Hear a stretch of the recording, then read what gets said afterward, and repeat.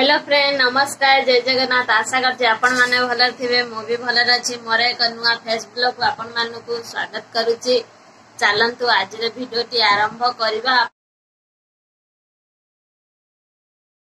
आपण मानकु शुभ संध्या। आउ मु संध्या टिके रेडी हो जाइछि। देखंतु विशेष किछि रेडी ने खाली नॉर्मली बसिछि। आउ टिके बाजार जीवी बोली बाहरी छी। ऑनलाइन ब्लाउज ऑर्डर करथिली आसीछि। ब्लाउज सिलाई करबा को नहुछि। आउ सिलाई करके आनी साइला पर आपण मानकु देखैबी। सेथि पई मैं एबे देखै पारु नै। आउ से भी आसी नांती। एबे 6:30 बाजी गलानी। हमसे एबे टिके फोन करबी।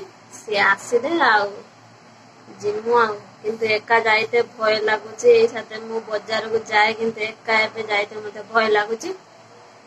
ठीक अछि बाजार गले आपण मानन सहित देखा हबो। आपण माने वीडियोटी फर्स्ट लास्ट पर्यंत देखंतु। जदि भल लागे लाइक करबे, शेयर करबे, कमेंट करबे।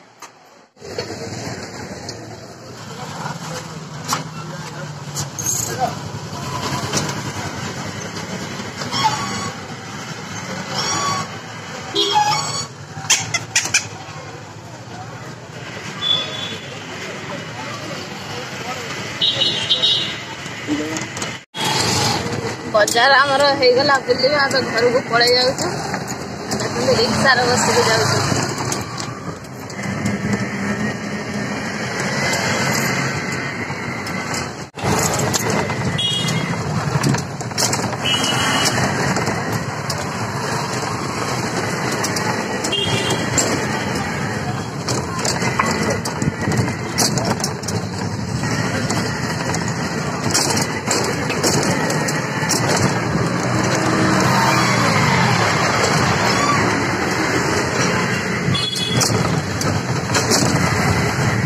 देखो मिठा दुकान यहाँ आमर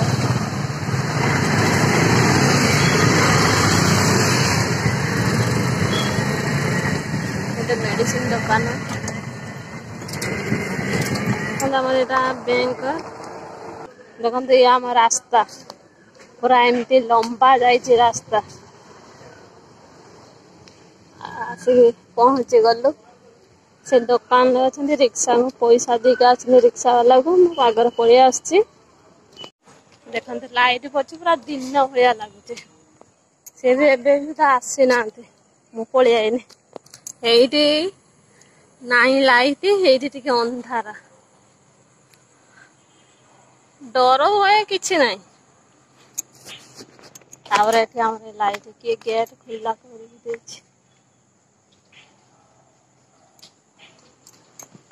आसी पहुंची गले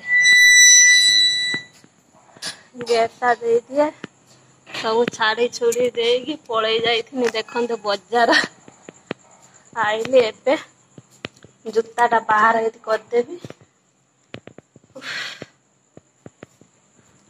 तापर घरे ताला खुलवा पड़ो।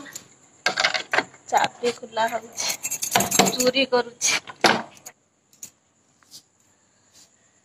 लाइट जलिला एबे टिके बसिबी। आउ कौन कौन सब बाजार आंची आपण मानु देखिमी। सिलाई करते दे आसिली से सिलाई करिकी दब। आ पवन भी दउछि। देखंत गछ पत्र हलुजे कौन विशेष किसी आनी ना। जहाँ भी आनी आपण मानक देखई दिए। आपण मानक तो जहाँ भी करे जहाँ भी आने सब देखई दिए। आउ आपण मानक देखई दउछि कौन आनी।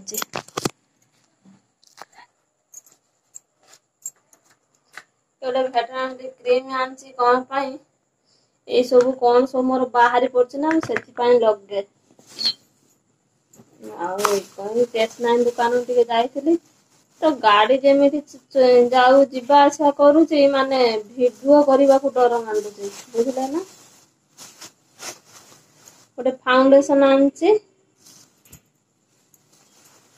आ गोटे जो नेल पॉलिश छड़िया माने लिक्विड जो आनी। आईटा कौन आपण माने जानी ना एटा होउची माने मेकअप नहीं सारा पर जो स्प्रे करंती ଏଇ ଆଣିଛି, ଏଇଟା ମୋର ଫାଷ୍ଟ ଟାଇମ, ଏଇଟା ମୁଁ ୟୁଜ କରିବି ଆଉ ଦେଖିବି କେମିତି ମୋର ହଉଛି। ମୁଁ ତ ଲଗାଏନି ଏସବୁ, ଏତିକି ଜିନିଷ ଆଣିଛି, ଆଉ କିଛି ଆଣିନାହିଁ। ମୁଁ ଗାଧେଇ ପିଧେଇ ସାରିଛି, ଦେଖନ୍ତୁ ଠାକୁର ପୂଜା କରିଦେଇଛି, ଆଉ ବହୁତ ଶାନ୍ତି ଲାଗୁଛି। ଆଉ ଠାକୁର ପୂଜା କରିସାରିଲା ପରେ ଆଉ ଶ୍ୟାମ୍ପୁ କରିଛି ଚୁଟିରେ ଟିକେ। ଆଉ ଆଜି ମୋର ଉପବାସ, ଆଜି ହଉଛି ଚତୁର୍ଦ୍ଦଶୀ, ଆଉ ଶିବ ଚତୁର୍ଦ୍ଦଶୀ, ମୋର ଆଜି ଉପବାସ। ଆଜି ଟିକେ ଲେଟ୍ ହେଇଗଲା ପୂଜା କରିବାକୁ ଯାଇକି, କାହିଁକି ନା ଦୁନିଆ କପଡା ପତ୍ର ସଫା କରିବାକୁ ପଡିଲା। ସଫା କଲି, ଗାଧେଇଲି, ତାପରେ ଠାକୁର ପୂଜା ହେଇନଥିଲା, ସବୁ କାମ ସରିଲା, ଠାକୁର ପୂଜା କଲି। ଏବେ ତାପରେ ଟିକେ ଖାଇବି, ଆଉ କଣ ପୁରୀ ଟିକେ ଖାଇବି। ଆଉ ଚାଲନ୍ତୁ ଆପଣ ମାନଙ୍କୁ ଦେଖଉଛି କେତେ କପଡା ମୁଁ ସଫାସଫି କରିଛି। ଆଉ ତାପରେ ବି ବର୍ଷା ଉଠେଇଛି, କାଉଁଳିଆ ପାଗ କରିଛି, ବର୍ଷା ବି ଉଠେଇଛି। ଆଉ ଏତେ ସାରା କପଡା ସଫା କରିଛି, ଶୁଖିବ କି ନ ଶୁଖିବ ମୁଁ ଜାଣି ନାହିଁ।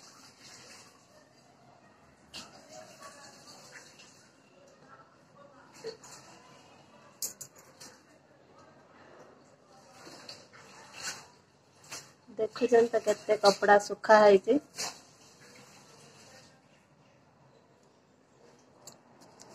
ଏତେ ସାରା କପଡା ସବୁ ଶୁଖା ହେଇଛି। ଦେଖେଇ ଦଉଛି ଆପଣ ମାନଙ୍କୁ, ଦେଖନ୍ତୁ କେତେ ସାରା କପଡା ଶୁଖୁଛି ଆମର। ସବୁ ସଫା ହେଇଯାଇଛି। ଆଉ ରୋଷେଇ ତାଙ୍କ ନାଗି କରିବି ନାହିଁ, ପଖାଳ ଅଛି, ମୋର ଆଜି ଉପବାସ। ଆଉ କଣ ଟିକେ ଭଜା ମଜା କରିଦେଲେ ସେ ଭାତ ଖାଇବେ। ଆଜିର ଭିଡିଓଟି ଯଦି ଆପଣ ମାନଙ୍କୁ ଭଲ ଲାଗିଥାଏ, ଲାଇକ୍ ସେୟାର କମେଣ୍ଟ କରିବାକୁ ଜମାରୁ ଭୁଲିବେ ନାହିଁ। ପାଖରେ ଥିବା ବେଲ ବଟନ ଟିକେ ଦବେଇ ଦେବେ, ମୋ ନୋଟିଫିକେସନ ଆପଣ ପାଖରେ ଜଲଦି ପହଞ୍ଚିଯିବ।